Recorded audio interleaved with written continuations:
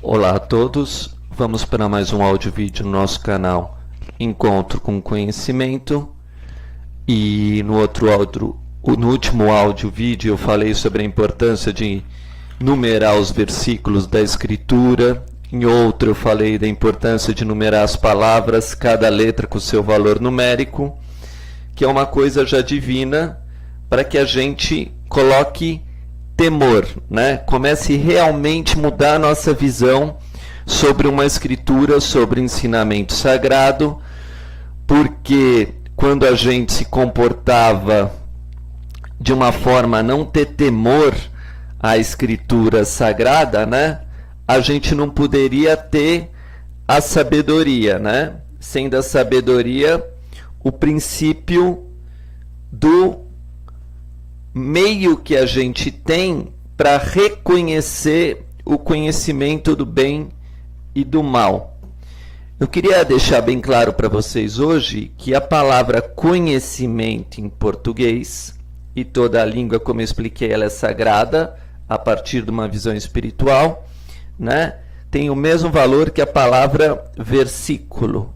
Então, sempre que eu estou falando para vocês conhecimento, podem também ver como um versículo. Então, todo versículo a pessoa podia interpretar de uma forma correta ou de uma forma inadequada. Só que o que vai acontecer? Sempre que ela interpreta de uma forma inadequada um versículo, né, por falta de conhecimento, é que faltou a sabedoria para ela, que a escritura era sagrada. Então, no outro áudio vídeo eu falei sobre o termo obediência e escrituras, e hoje eu coloco a palavra versículo como chave. E o nome do meu canal, né, é Encontro com Conhecimento, mas na realidade podia ser Encontro com o versículo, porque o versículo representa o seu próprio conhecimento. E como a gente na realidade não levou a sério as escrituras sagradas, a gente age como animais. Agindo como animais, como eu acabei de explicar em outro áudio vídeo, né? A gente apanha sem entender. A gente sofre sem entender. A gente é humilhado sem entender. Por quê? Porque a gente vai contra as leis divinas e sagradas e paga pela nossa vida humana, que teríamos o dever de conhecer as Escrituras para conquistar a vida eterna. Então, cada vez que eu vou colocando um novo áudio vídeo, uma nova informação, eu vou voltando sempre para os ensinamentos sagrados de versículos, por já ter esse conhecimento, e colocando aos poucos, como eu falei que a escritura, cada ponto dela está ligado ao outro, como numa novela que o autor já sabe o começo e o fim, né? A importância agora do que eu quero passar é que, pelo menos para a gente não sair desse conhecimento sagrado, a gente tem que se comportar como ovelhas, como uma ovelhinha. Então vem a escritura antes de qualquer coisa e vai dar um versículo dessa forma. Atos 8:30, né? Está escrito: e correndo Filipe, ouviu que lia o profeta Isaías, e disse: entende tu o que lês? Que palavra poderosa, né? Entende tu o que lês? Claro, essa palavra é tão forte que tá desse livro de Atos, né? Que é a base de tudo, né? Por quê? Como é que você pode aprender algo que você não entende, né? Você vai praticar como um rito, como algo sagrado, mas você não está entendendo. E é isso que a gente chama de animal. Se eu entendo aquela experiência, aquela vivência, não existe mais revolta em mim. Não existe mais contrariedade em mim, oposição em mim, simplesmente porque eu entendi. Então a minha dor cessa. Então todos aqueles ritos que a gente encontra nas igrejas, né? Todos os procedimentos religiosos, né? Fazem que a pessoa, repetindo aquele ato, possa entender a palavra de Deus que está escrito aqui, né? Entende o que lês? Esse é o 8:30. E o 8:31 diz: como poderei entender se alguém não me ensina? Então você repete atos e atos e atos e atos, que são os ritos, para um dia você falar assim: nossa, mas eu preciso entender as coisas. E para entender, alguém precisa me ensinar, né? Alguém precisa me ensinar. Aí vem uma pergunta: será que as pessoas querem aprender mesmo escritura? Será que elas perguntaram se alguém podia ensinar alguma coisa para elas? Ou elas já vão na cabeça delas sempre falando: eu quero saber disso, eu quero saber daquilo e etc. Você imagina um aluno que chega para um professor, que o professor tem que dar determinada matéria em ordem para que ele possa passar de ano.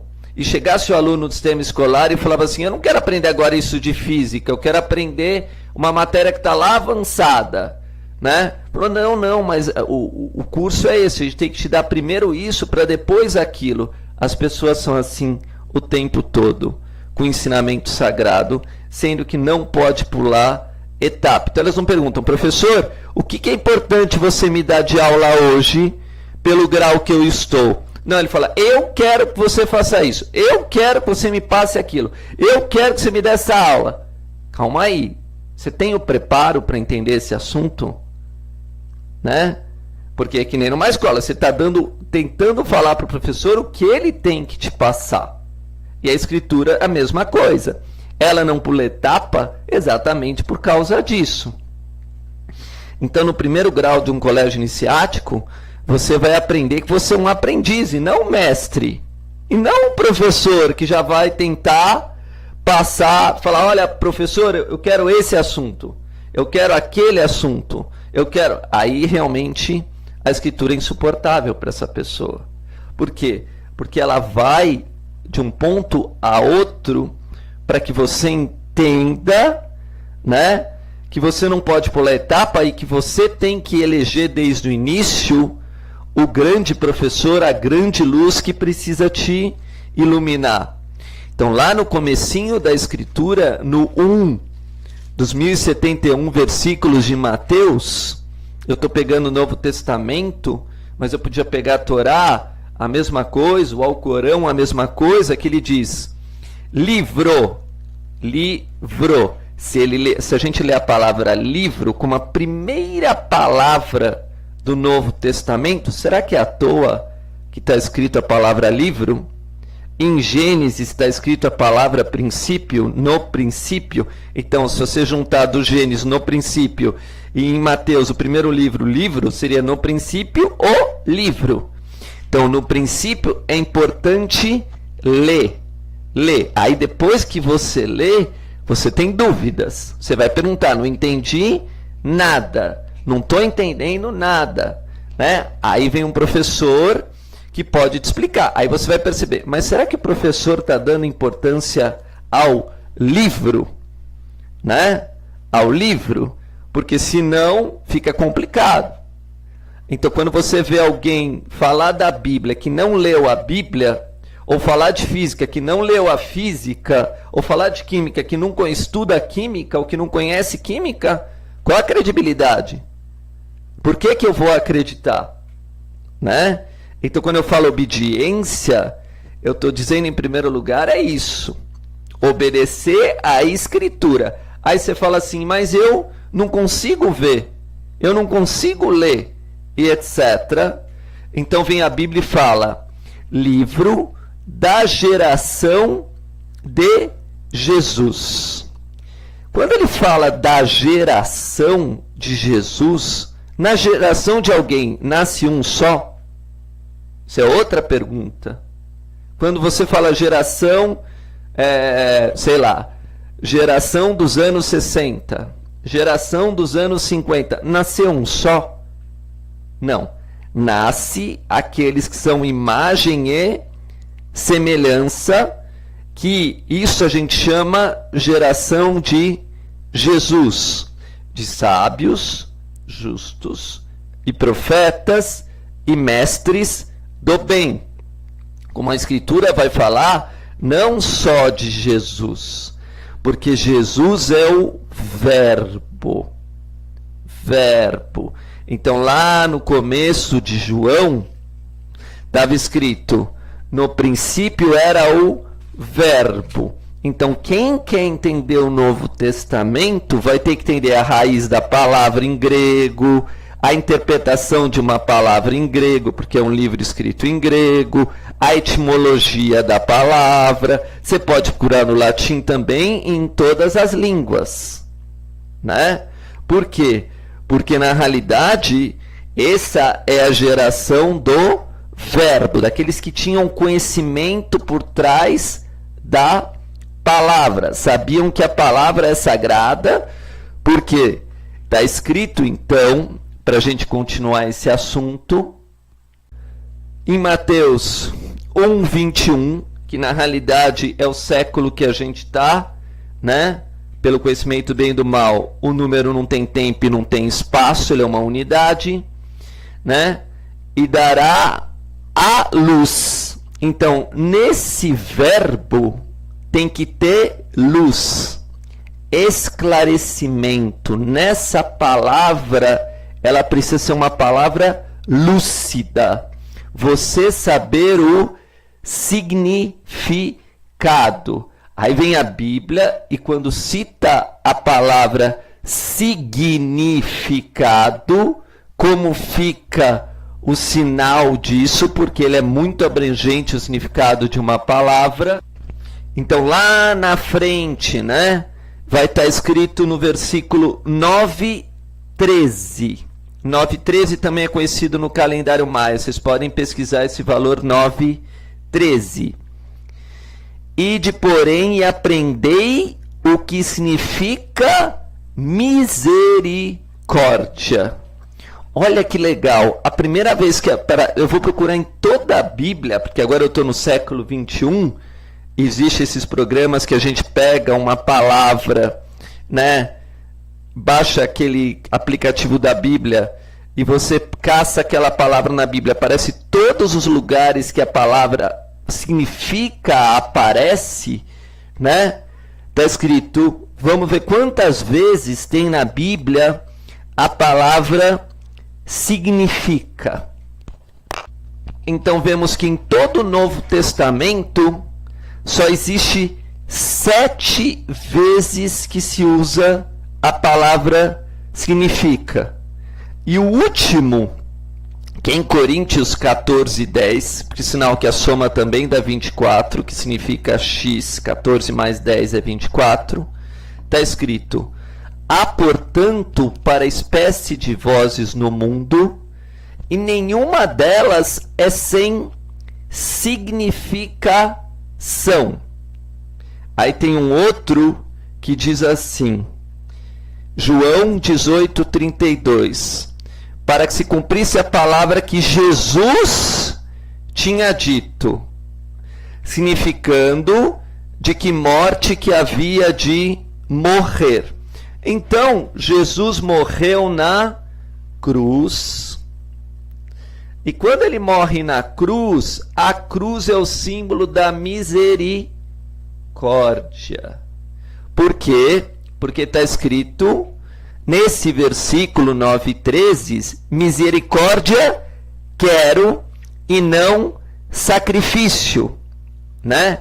Porque eu não vim a chamar os justos. Então, todo justo na Bíblia, e não está escrito justo no singular, mas justos no plural, porque é uma geração de justos, representavam a misericórdia.